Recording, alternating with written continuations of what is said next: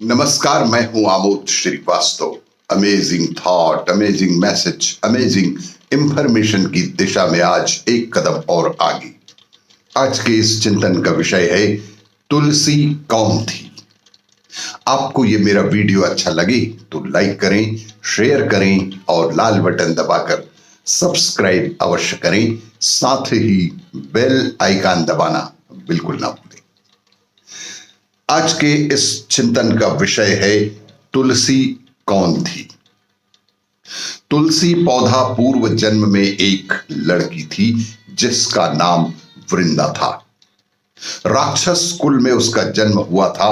बचपन से ही भगवान विष्णु की भक्त थी।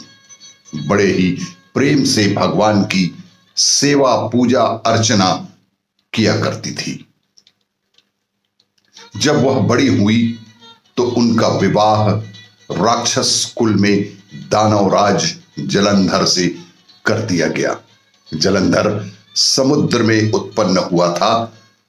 वृंदा बड़ी ही पतिव्रता स्त्री थी, सदा अपने पति की सेवा किया करती थी। एक बार देवताओं और दानवों में युद्ध हुआ। जब जलंधर युद्ध में जाने लगे तो वृंदा ने कहा, स्वामी आप युद्ध पर जा रहे हैं, आप जब तक युद्ध में रहेंगे मैं पूजा में बैठी रहूंगी। आप जब तक युद्ध करते रहेंगे मैं पूजा बैठकर करती रहूंगी, आपकी जीत के लिए अनुष्ठान करूंगी। और जब तक आप वापस ना आ जाते मैं अपना यह संकल्प नहीं छोड़ूंगी।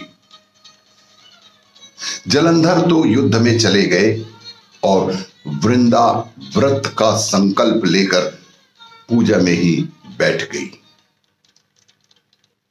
उनके व्रत के प्रभाव से देवता भी जलंधर को न जीत सके।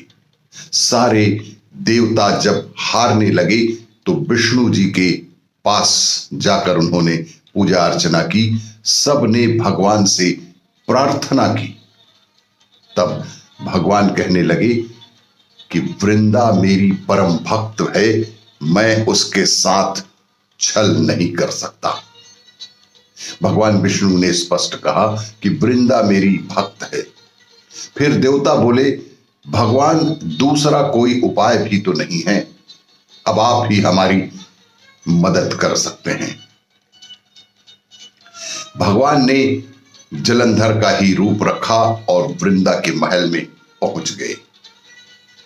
जैसे ही वृंदा ने अपने पति के रूप में भगवान को देखा, वे तुरंत ही पूजा में से उठ गईं और उनके चरणों को छू लिया।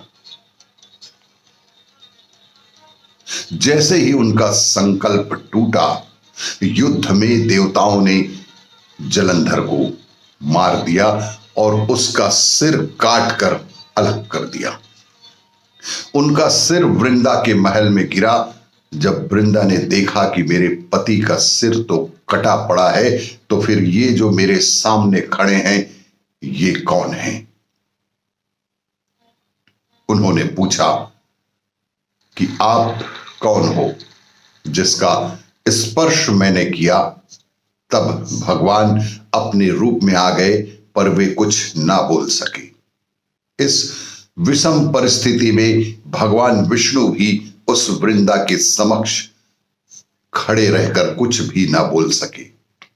वृंदा सारी बात समझ गई। उन्होंने भगवान को ही श्राप दे दिया कि आप पत्थर के हो जाओ। और भगवान तुरंत ही पत्थर के हो गए। सभी देवता हाहाकार करने लगे। लक्ष्मी जी भी रोने लगे और प्रार्थना अर्चना करने लगे कि ये वृंदा जी ने भगवान को वापस वैसा ही कर दिया। उनकी पूजा अर्चना के कारण वृंदा ने भगवान को फिर वैसा ही कर दिया और अपने पति का सिर लेकर वे सती हो गई। उनकी राख से एक पौधा निकला। तब भगवान विष्णु जी ने कहा कि आज से इनका नाम तुलसी होगा और मेरा एक रूप इस पत्थर के रूप में भी रहेगा, जिसे शालिग्राम के नाम से तुलसी जी के साथ ही स्थापित किया जाएगा और तुलसी जी के साथ ही शालिग्राम की भी पूजा की जाएगी। और मैं बिना तुलसी जी के भोग कभी भी स्वीकार नहीं करूंगा। तब से तुलसी जी की पूजा सभी करने लगे और तुलसी जी का विवाह शालिग्राम जी के साथ कार्तिक मास में किए जाने का प्रावधान किया गया। देव उठावनी एकादशी के दिन इसे तुलसी विवाह के रूप में भी मनाया जाता है। देव उठावनी एकादशी के दिन ही तुलसी के विवाह का प्रावधान किया गया। आपको ये मेरा वीडियो अच्छा लगे तो लाइक करें, शेयर करें और सब्सक्राइब अवश्य करें। आप सभी को तुलसी पूजा की ढेर सारी शुभकामनाएं।